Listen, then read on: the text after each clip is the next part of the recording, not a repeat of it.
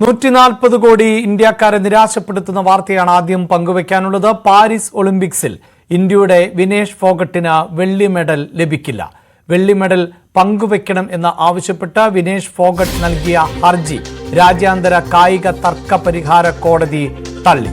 ഭാരപരിശോധനയിൽ പരാജയപ്പെട്ടതിനെ തുടർന്ന് ഒളിമ്പിക്സിൽ ഫൈനൽ മത്സരിക്കുന്നതിന് അയോഗ്യത കൽപ്പിച്ചതിനെ തുടർന്നായിരുന്നു വെള്ളി മെഡൽ പങ്കുവെക്കണം എന്നാവശ്യപ്പെട്ട് വിനേഷ് ഫോഗട്ട് കോടതിയെ സമീപിച്ചത്. ഇതുമായി ബന്ധപ്പെട്ട് വിധി പറയുന്നത് വെള്ളിയാഴ്ച വരെ നീട്ടിയിരുന്നു.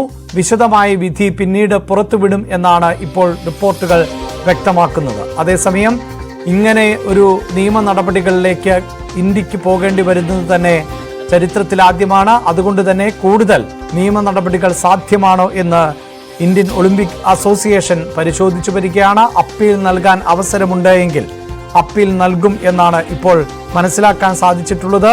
നേരത്തെ 50 കിലോഗ്രാം ഫ്രീ സ്റ്റൈൽ ഗുസ്തി ഇനത്തിൽ ആയിരുന്നു ഇന്ത്യയുടെ വിനേഷ് ഫോഗട്ട് ഫൈനൽ പോരാട്ടത്തിന് യോഗ്യത നേടിയത്.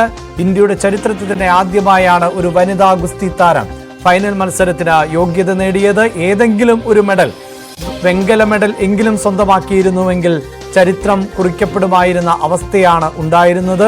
വെള്ളി മെഡൽ ലഭിച്ചാൽ പോലും അത് ചരിത്രത്തിൽ അടയാളപ്പെടുത്തുമായിരുന്നു. അതിനിടെയാണ് ഫൈനൽ പോരാട്ടം നടക്കുന്നതിന് ഏതാനും മണിക്കൂറുകൾക്ക് മുമ്പ് നടത്തിയ ഭാരപരിശോധനയിൽ വിനേഷ് ഫോഗട്ട് അയോഗ്യയാക്കപ്പെട്ടത്. 100 ഗ്രാം അധിക ഭാരം ആണ് ഭാരപരിശോധനയിൽ ഉണ്ടായത്. ഇതിനെ തുടർന്നായിരുന്നു വിനേഷ് ഫോഗട്ടിനെ അയോഗ്യയാക്കിയത്. ഇതിനെതിരെ ഒളിമ്പിക് സംഘാടകർക്ക് ഇന്ത്യൻ ഒളിമ്പിക് അസോസിയേഷൻ അപ്പീൽ നൽകിയിരുന്നു. എന്നാൽ ആ അപ്പീൽ പരിഗണിക്കാൻ തയ്യാറായില്ല. നിയമങ്ങൾ എല്ലാവർക്കും ബാധകമാണ് എന്നും ഗുസ്തി നിയമത്തിൽ 50 കിലോഗ്രാമിൽ മത്സരിക്കുന്ന ഒരു താരത്തിന് 50 കിലോഗ്രാമോ അതിൽ താഴെയോ ഭാരം മാത്രമേ പാടുള്ളൂ എന്നുള്ള കർശന നിലപാട് ആയിരുന്നു ഒളിമ്പിക്സ് സംഘാടകർ ഉൾപ്പെടെ സ്വീകരിച്ചത്. ഇതേ തുടർന്നാണ് അന്താരാഷ്ട്ര തർക്ക പരിഹാര കായിക കോടതിയിലേക്ക് വിനേഷ് ഫോഗട്ട് എത്തിയത്. അവിടെ ഭാരപരിശോധനയിൽ പരാജയപ്പെട്ട തനിക്ക് വെള്ളി മെഡൽ നൽകണം എന്നുള്ളതായിരുന്നു വിനേഷ് ഫോഗട്ടിന്റെ ആവശ്യം. പ്രത്യേകിച്ച് സെമി പോരാട്ടത്തിൽ എതിരാളിയെ തോൽപ്പിക്കുന്നതിന് തൊട്ടുമുമ്പടക്കം ഭാരപരിശോധന നടത്തുമ്പോൾ 50 കിലോ എന്ന ഭാരം ആയിരുന്നു തനിക്ക് ഉണ്ടായിരുന്നത്. അതുകൊണ്ട് തന്നെ താൻ വെള്ളി മെഡലിന് അർഹത തനിക്കുണ്ട്. അതുകൊണ്ട് വെള്ളി മെഡൽ നൽകണം എന്നുള്ളതായിരുന്നു കോടതിയിലെ ആവശ്യം. ഇന്ത്യക്ക് വേണ്ടി മുതിർന്ന അഭിഭാഷകർ ഉൾപ്പെടെ വിശദമായ വാദത്തിൽ പങ്കെടുക്കുകയും ചെയ്തതാണ്. നിരവധി ലൂപ്പ് ഹോളുകൾ അടക്കം ഇന്ത്യ ഉന്നയിച്ചതാണ്. ഒന്ന്, സ്ത്രീ എന്ന തരത്തിലുള്ള പരിഗണന നൽകണം എന്നുള്ളതായിരുന്നു. 100 ഗ്രാം എന്നത് ഒറ്റ രാത്രി കൊണ്ട് വർദ്ധിച്ച ഭാരമാണ്. അതിന് പരിമിതികളുണ്ട്. അതുകൊണ്ട് തന്നെ ആ സാധ്യതകൾ പ്രയോജനപ്പെടുത്താൻ അവസരം നൽകണം എന്നുള്ളതായിരുന്നു. പക്ഷേ അന്താരാഷ്ട്ര ഒളിമ്പിക് കമ്മിറ്റി, അതോടൊപ്പം തന്നെ ലോക റെസ്ലിംഗ് കമ്മിറ്റി എല്ലാം ഇതിനെ അതിശക്തമായി എതിർത്തു. പിന്നീട് ഇന്ത്യ റെപ്പറ്റേഷൻ റൗണ്ടിൽ എങ്ങനെയാണ് എതിരാളിക്ക് കടക്കാൻ സാധിച്ചത് എന്നതാണ്.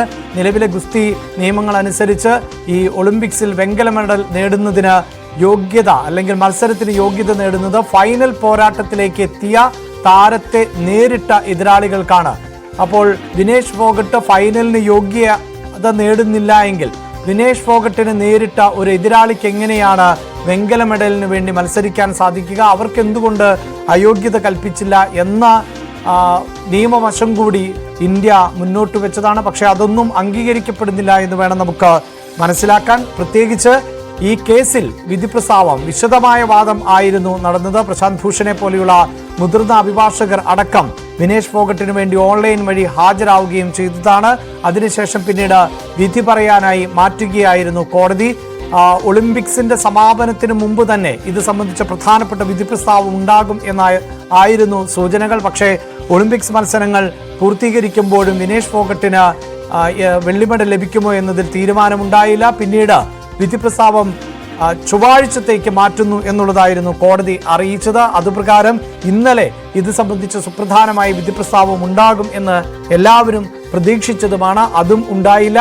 അതിനുശേഷം വെള്ളിയാഴ്ച രാത്രി 9:30 വരെ, ഇന്ത്യൻ സമയം രാത്രി 9:30 വരെ വിധിപ്രസ്താവനത്തിനായി സമയം അനുവദിക്കുകയും ചെയ്തിരുന്നു. അതിനു മുമ്പ് വളരെ പ്രധാനപ്പെട്ട മറ്റു വാദങ്ങൾ ഉണ്ടെങ്കിൽ അത് അറിയിക്കുവാനും എതിർകക്ഷികൾക്കും അതോടൊപ്പം തന്നെ വിനേഷ് ഫോഗട്ടിനും അടക്കം അവസരം നൽകുകയും ചെയ്തിരുന്നു. അതിനിടയിലാണ് ഇപ്പോൾ ഈ വിധി പ്രസ്താവം ഉണ്ടായിട്ടുള്ളത്. സമയപരിധി വെള്ളിയാഴ്ച രാത്രി 9:30 വരെ ആയിരുന്നുവെങ്കിൽ അതിനു മുമ്പ് ഇപ്പോഴിതാ വിധി പ്രസ്താവം വന്നിരിക്കുന്നു. എന്തായാലും ഈ വിധി പ്രസ്താവം ഞെട്ടിക്കുന്നതും അതോടൊപ്പം തന്നെ നിരാശപ്പെടുത്തുന്നതുമാണ് എന്നാണ് ഇന്ത്യൻ ഒളിമ്പിക് അസോസിയേഷന്റെ പ്രതികരണം ഇപ്പോൾ ഉണ്ടാവുകയും ചെയ്തിട്ടുള്ളത്. ഗുസ്തി നിയമങ്ങൾ പുനഃപരിശോധിക്കേണ്ട സാഹചര്യമാണ് ഇപ്പോൾ ഉള്ളത് എന്ന് അധ്യക്ഷ PT ഉഷ പറയുകയും ചെയ്യുന്നു. കരിയറിൽ തന്നെ വിനേഷ് ഫോഗട്ടിന് വലിയ ബുദ്ധിമുട്ടുണ്ടാക്കുന്ന, വിനേഷിന്റെ ഭാവിയെ പോലും ബാധിക്കുന്ന ഒരു തീരുമാനമാണ്. അതുകൊണ്ട് തന്നെ ഈ ഗുസ്തി നിയമങ്ങൾ പുനഃപരിശോധിക്കേണ്ടതുണ്ട്. പ്രത്യേകിച്ച് സ്ത്രീകളുടെ മത്സര ഇനത്തിലെങ്കിലും ശാരീരികമായി ഏറെ പ്രത്യേകതകൾ ഉള്ള സാഹചര്യം കണക്കിലെടുത്തുകൊണ്ടെങ്കിലും ഈ വിഷയത്തിൽ ഒരു പുനഃപരിശോധന നടത്തേണ്ടതാണ്. ഗുസ്തി നിയമങ്ങളിലടക്കം മാറ്റങ്ങൾ വരുത്തേണ്ട ഒരു സാഹചര്യമാണ് ഇപ്പോഴുള്ളത് എന്നുകൂടിയാണ് PT ഉഷ പറഞ്ഞു വെക്കുന്നത്. ഗുസ്തി മേഖലയിൽ നിന്നുള്ളവരും നിരാശപ്പെടുത്തുന്ന ഒന്ന് എന്ന് തന്നെയാണ് ഒളിമ്പിക്സ് മേഖലയിൽ നിന്ന്, പ്രത്യേകിച്ച് ഇന്ത്യയിലെ കായിക താരങ്ങളുടെ എല്ലാം പ്രതികരണങ്ങൾ വരുന്നത്. ഇപ്പോൾ വിജയേന്ദ്ര ഇത്തരത്തിൽ പ്രതികരണങ്ങൾ വന്നുകൊണ്ടേയിരിക്കുന്നു. ഇനി അപ്പീൽ നൽകുവാൻ അവസരമുണ്ടോ, ഈ രാജ്യാന്തര തർക്കപരിഹാര കോടതിയിൽ അപ്പീൽ നൽകുവാൻ അവസരമുണ്ടോ എന്നതുൾപ്പെടെയുള്ള കാര്യങ്ങളിൽ വ്യക്തത കൈവരേണ്ടതുണ്ട്. ഒപ്പം വിശദമായ വിധി പ്രസ്താവവും പുറത്തു വരുമ്പോഴാണ് എന്തൊക്കെ പരിഗണിച്ചുകൊണ്ടാണ് വിനേഷ് ഫോഗട്ടിന്റെ അപ്പീൽ തള്ളിയത് എന്നതിൽ വ്യക്തത വരും.